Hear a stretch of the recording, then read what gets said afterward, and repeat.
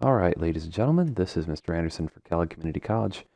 We're going to be looking at part 3 or page 3 of the final exam review, and we're still looking around in chapter 2, and we start off with a little just verification of your knowledge about slope and y-intercept here. So in problem number 9, it just says, what's the slope and y-intercept? Things are kind of nice just because they're actually in slope and intercept form. So the slope is going to be 15/7. Again, don't put the x after this. This slope is the number in front of x, not actually including the x. And the y-intercept is 0, 2. And we write our y-intercept in our point notation here, and that makes things pretty easy. Now this next problem is pretty important because it not only talks to the idea of finding a line through a given point, but it is also finding a line that's not just through a given point, but it's perpendicular to this original line. Because this original line, if I was to graph it, it starts at 3, 1, 2, 3, and from there it goes up 1 over 2. So here is the line that I'm given in the problem. Graphing it is not necessary, but it might actually help you see what's going on. Now, we need it to go through a point at 8, -3, so that's our new line, because it says to write an equation of a line that goes perpendicular to this one and through this point. Now 8, -3 is 1, 2, 3, 4, 5, 6, 7, 8. 1, 2, 3. So we need to go perpendicular from this line through this point. So perpendicular would be a right angle, so it would be, approximately here, and it would be right there. So what we would need to do is find the equation of this new line, like its new y-intercept and also its new slope. So the first thing we need to do is decode what perpendicular means. Perpendicular means opposite reciprocal of the original slope here. So if my original slope is 1/2, the perpendicular slope would be 2 with a negative in front of it. So the reciprocal of 1/2 is +2 over 1. And then we put the negative in front. So my new slope is going to be, for my new line right here, is going to be -2. So this line goes down 2 over 1, down 2 over 1, down 2 over 1. Okay, so now that we have our slope, we don't know what this y-intercept is up here. So we're going to plop our y equals mx plus b equation with what we know so far. We do know the slope is -2. We know that our y value of our point on that line is going to be, oh shoot, I drew the arrow to the wrong one. We do know that our y, sorry about this here, is going to be -3, and our x is going to be 8. Okay, now I've got things in the right order there.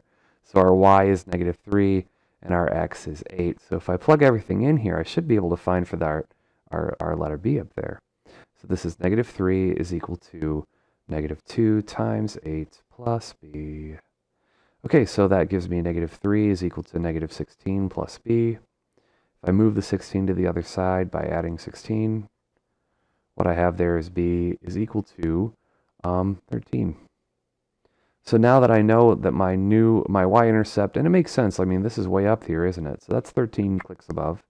So my answer is going to be y equals, the slope is -2x, and my y-intercept is +13. All right. Now, if you go to the, I want to show you the answer key here. If you go to the answer key, they get the same thing, but they also use the point-slope form. And the point-slope form is pretty handy. You'll notice that I did the problem without using point-slope form, but again, that's just a personal preference. All right, so whoops, I want to get back to my worksheet here. I'm thinking about getting back to my worksheet here. Sorry. Okay, here we go. All right, so for our final problem of this video, we're going to take a look at this story problem. In 1992, political action committees contributed $178.6 million to congressional candidates. And 10 years later, the figure rose to $282 million. Now, that's a lot more now, but okay, that's all besides the point. We're going to let A sub t represent the amount of political contributions in millions, and t being the number of years since 1992.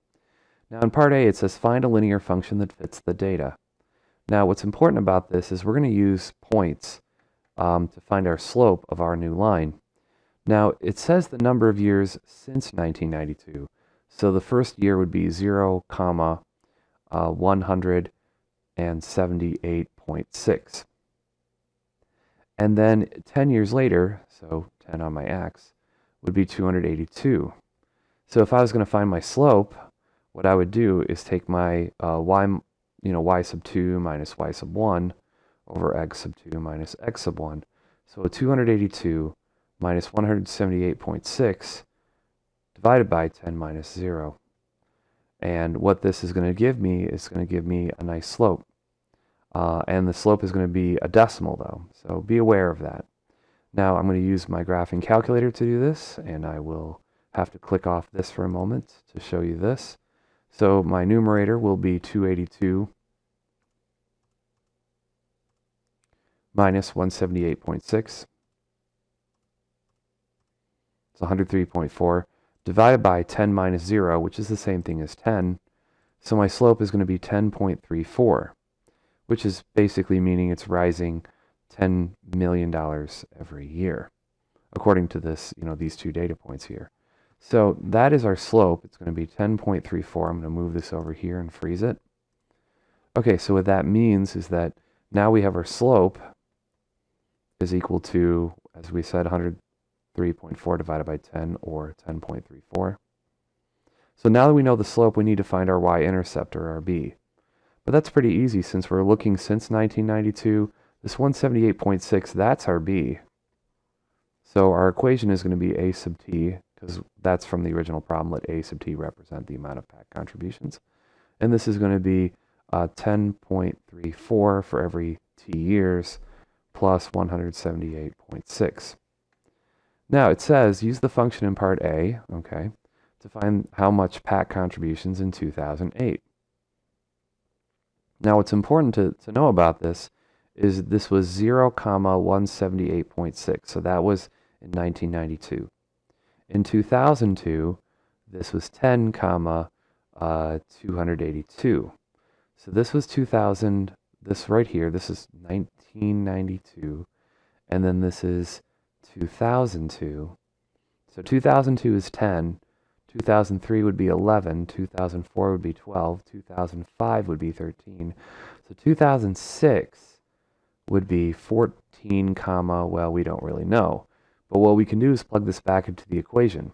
So for 11b, we can go a sub 14, or a of 14. So we're going to figure out in 14 years from 0, or from the 178.6, if it's rising at $10.34 million a year, what would it be in 14 years? All right, so I'm going to let the calculator do the work here. 10.34 times 14 plus 178.6.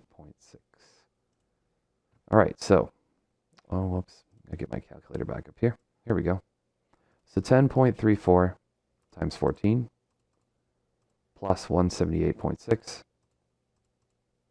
And this will give us our estimate, according to this fact here, that we would predict if this is a linear growth and not an exponential growth or a quadratic growth.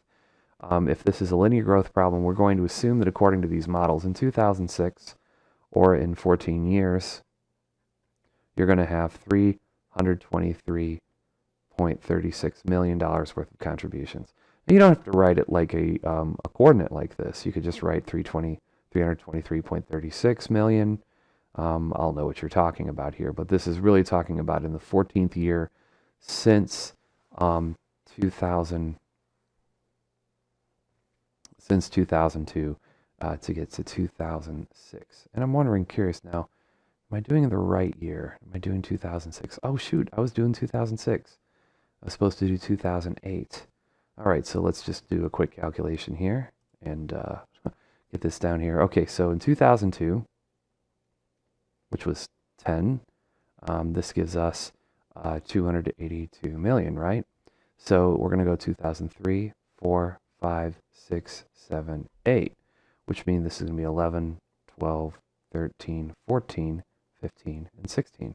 So instead of plugging 14 in for, your x variable or t in there, I'm going to plug in 16 right there where the blue circle is. So let's go quickly change that. and then I won't feel so bad about doing the problem wrong. All right, so I just copied the equation by going second enter to get that back, change it to a 6, and voila, 344 million, which then if I go to my little answer key here, you can see that, well, there's the answer. Sorry I solved for 2006 instead of 2008. But then again, I mean, seeing it more than once couldn't hurt, right? All right, well, thank you for watching the video, and I'll make more.